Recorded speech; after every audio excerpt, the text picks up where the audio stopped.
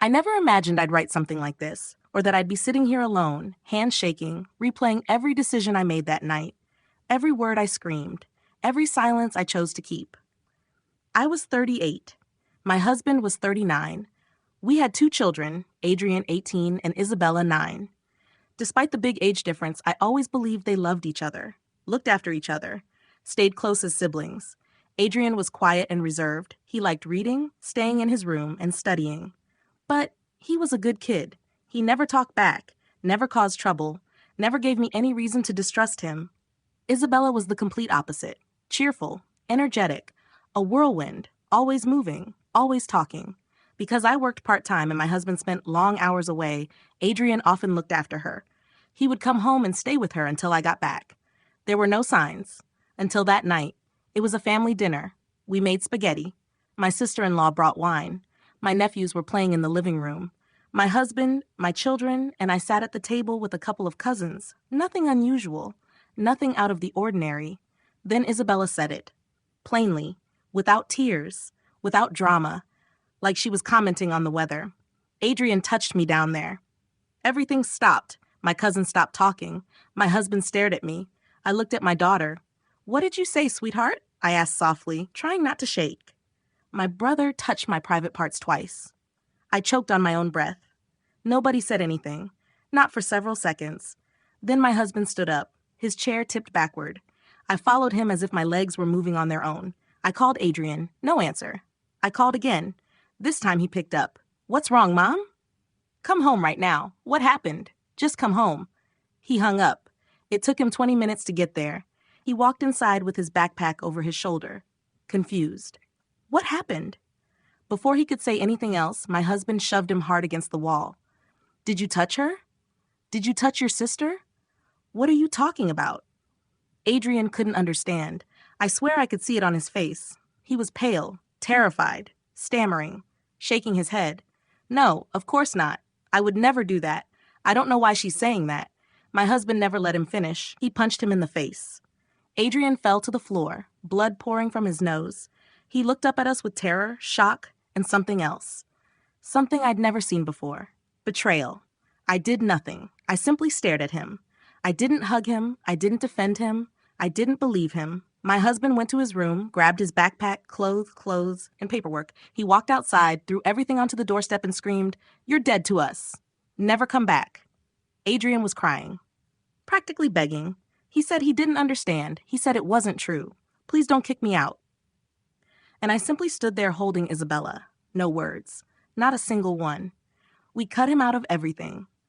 We changed the locks. We canceled his college support.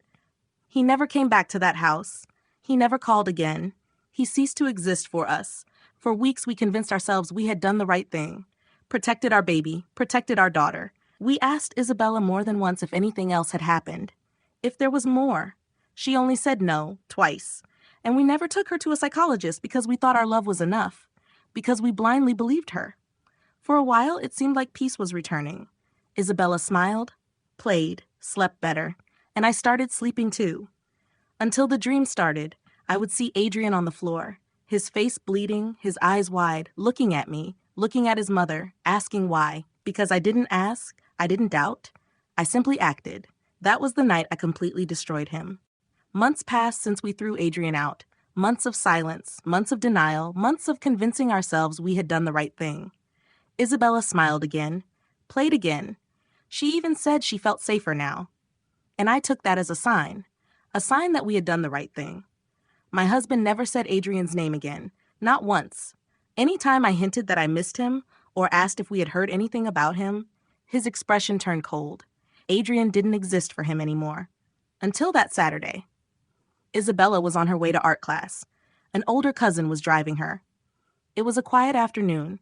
I was folding laundry when the phone rang. I barely remember the call. Only a few words stayed in my head. Accident. Head-on collision. Ambulance. 1 person dead. The girl is in critical condition. My husband followed me while I ran to the car. We got to the hospital just as they rushed Isabella into the emergency room. There was blood. There were screams, doctors running everywhere. I saw her little face, pale, unconscious, covered in tubes. For a moment, the world went silent again. My niece died in the crash. Isabella survived, barely. The diagnosis was simple. Severe damage to her left kidney, internal bleeding, multiple injuries. She needed emergency surgery, most likely a transplant. The doctors told us time was running out, and we needed to prepare for the worst. We spent days in intensive care. I never left her side. I slept in a chair, refused to eat. I only stared at the machines keeping her alive. My husband became a statue. He didn't cry, didn't speak. He was simply there. One night, Isabella opened her eyes. She was weak, could barely speak, but she recognized me. She gave me a small smile. "Mom, do you think there's a heaven?" My throat tightened. "Yes, sweetheart, of course." Then she looked away. "Do bad people go there if they're sorry?" "Why are you asking that?" She paused. Her eyes looked far away. "Because I did something really bad." My stomach dropped. A few months ago, I lied. I couldn't speak. What? I lied about Adrian. I made it up. The part about him touching me, it wasn't true. I was angry because he wouldn't let me use his tablet. I wanted to punish him. I thought if I said something, I don't know. I didn't think all this would happen. Then I got scared, and I didn't know how to tell the truth. Her eyes filled with tears. Mine already had. I killed my brother, and now I'm going to die too. I held her so tightly I thought I could pull her soul back into her body. "No, don't say that. You're not going to die." But inside something was breaking. Not for her, for him, for Adrian, for the look on his face that night, for the betrayal in his eyes, for the silence. I went home and told my husband everything. He stayed quiet for several minutes. Then finally he said, "We're not going to judge her. What's done is done." Then he walked away. His silence hurt me more than his fists that night. I couldn't take it anymore. That same night I searched for Adrian. His phone number was disconnected. I searched social media, found an abandoned profile, sent him a message. "Please read this." No answer. I waited one day, then two. On the third day, I wrote again. Longer this time. I told him about the accident, about Isabella, about the confession. I told him I wasn't asking for forgiveness. I just wanted him to know. Hours later, he answered, "You all hurt me too much. I don't know if I can forgive you. But if she's really that bad, I'll come one last time." 3 days later, I saw him standing in the hospital hallway, thinner, dark circles under his eyes, cheap clothes, and eyes that looked older than 18. He walked into Isabella's room. She saw him, started crying immediately. "I'm sorry, please. I ruined your life."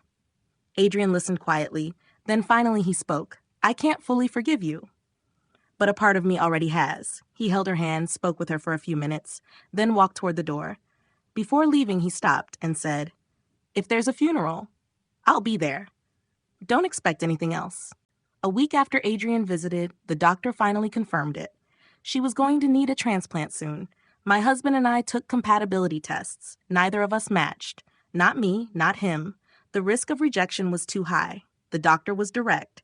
A biological brother is the best option. If he's a match, the chances are much better. I already knew. I had seen it in the records. Same blood type, O positive. Even though I knew I had no right, I looked for Adrian again. This time I wrote from a number he didn't know. Just one message. "It's important. Please. We need to talk." To my surprise, he agreed.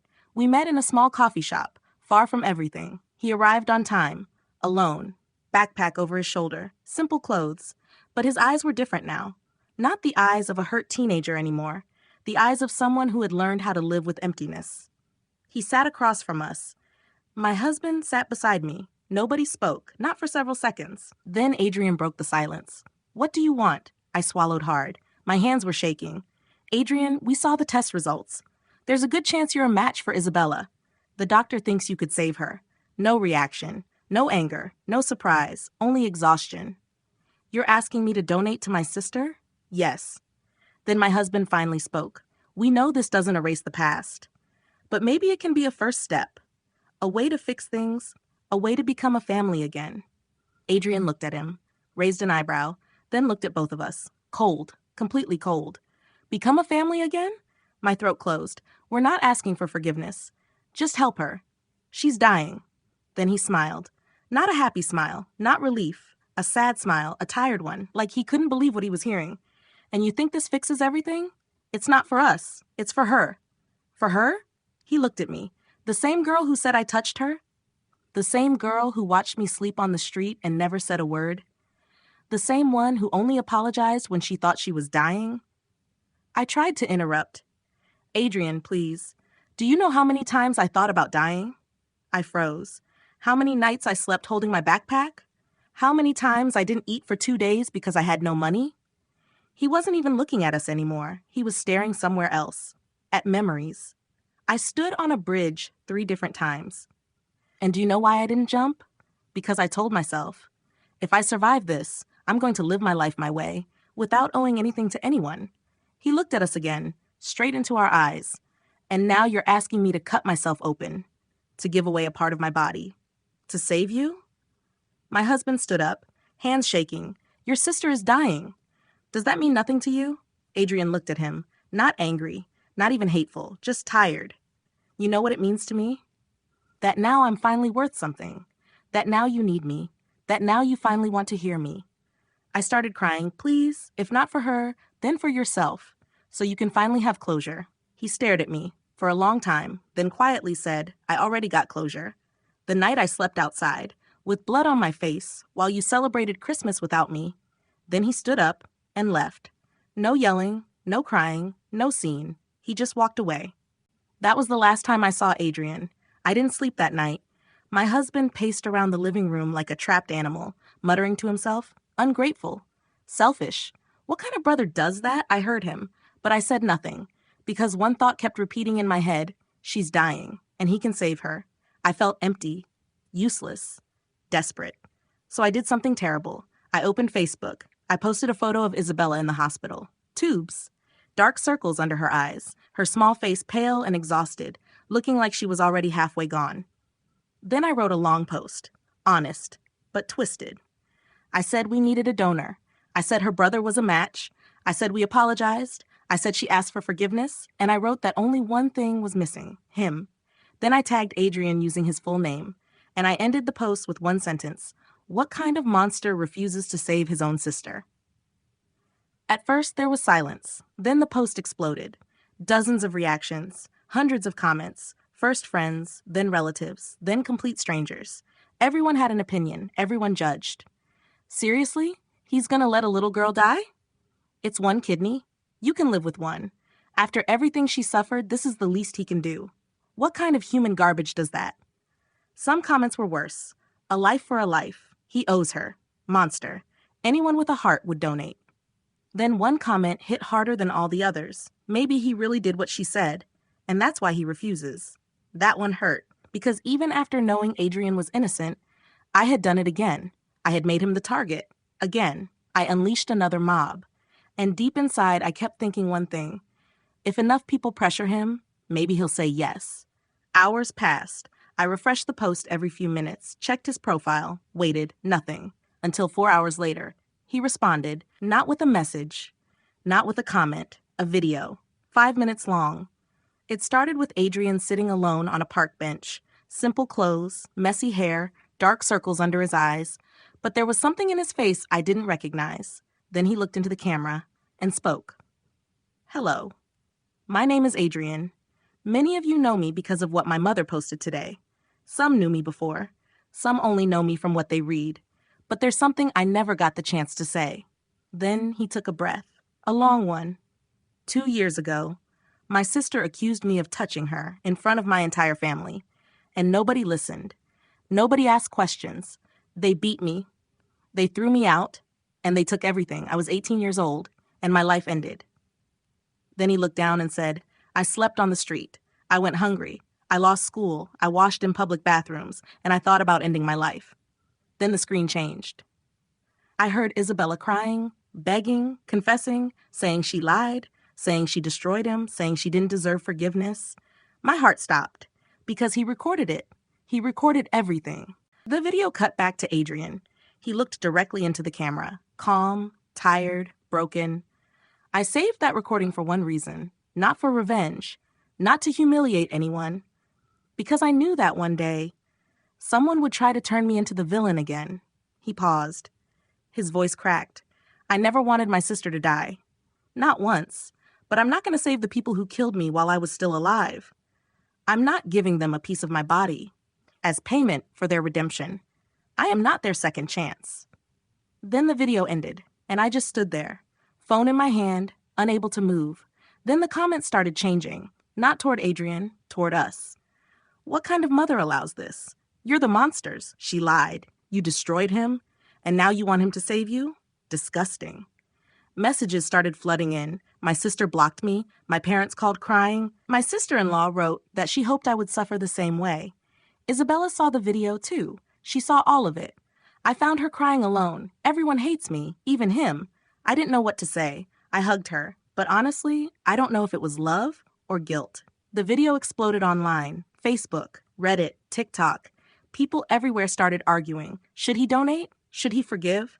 Most people supported Adrian. Some said, forgiveness doesn't require sacrifice.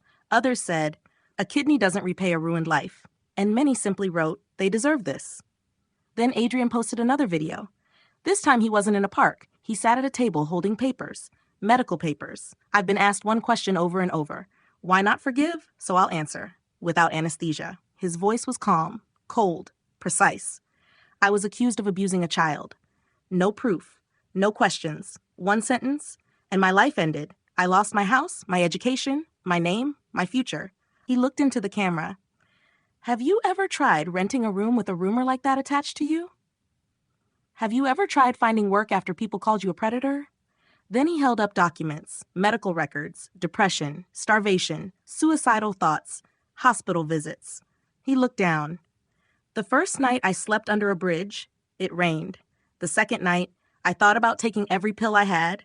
The third night, someone spit on me and called me a child abuser. Then he looked up. I don't need understanding. I just need people to listen.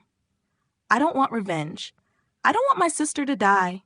But I'm not going to become a martyr for a family that buried me alive. Then he picked up a photo. Him and Isabella, years ago, smiling, happy. His hands shook. I loved her. She was my sister. I made breakfast for her. I waited for her. I took care of her. And when she lied, she didn't destroy my life. She destroyed me. Then he tore the photo in half. My kidney is not redemption. I'm not the cure for anyone's guilt. I will not donate, and I will not apologize for it. He ended the video with one final sentence, a sentence that felt like a bullet. If you come looking for me at the funeral, I'll be standing in the back, not to comfort anyone, to see what you created and left behind. Then the video ended. I ran to the hospital bathroom and threw up. Literally. Not because of fear, not because of anger, because I couldn't hide from it anymore. Not from what we did, not from what I became. When I came back, Isabella was awake. Her eyes were red, swollen. She looked at me and whispered, "Does he hate me?" I didn't know what to say, because I didn't know. I only knew what I had done and what was coming. The doctors told us her condition was getting worse. Days, maybe less. No time left to wait for a normal donor. No time for hope. And Adrian was still the best match, but he had already said no. That night, my husband finally broke. Selfish bastard. Let him rot. Your sister is dying. He smashed a plate in the kitchen. I sat alone, looking through old photos on my phone, pictures of them as children, smiling, playing, still innocent. And I cried harder than I ever had before, because I knew Isabella was dying. Not because there weren't kidneys, because something much worse had happened. A family refused to listen, refused to question, refused to love without conditions. Days passed, slowly, painfully. Messages kept coming. Some wished us strength. Others said we deserved every second of pain. One message stayed with me. You raised a daughter who lied and destroyed the son who needed saving. I turned my phone off. I couldn't read anymore. One morning, the doctor called us. His face told me before he spoke, "Prepare yourselves. She isn't responding anymore." I walked into the hallway, slid down the wall, sat on the floor. I didn't cry. I couldn't. My husband looked empty, not angry, not violent, just broken. I went back into Isabella's room, held her hand. "I'm here. Mommy's here." No answer, only that constant sound. The next day, a letter arrived.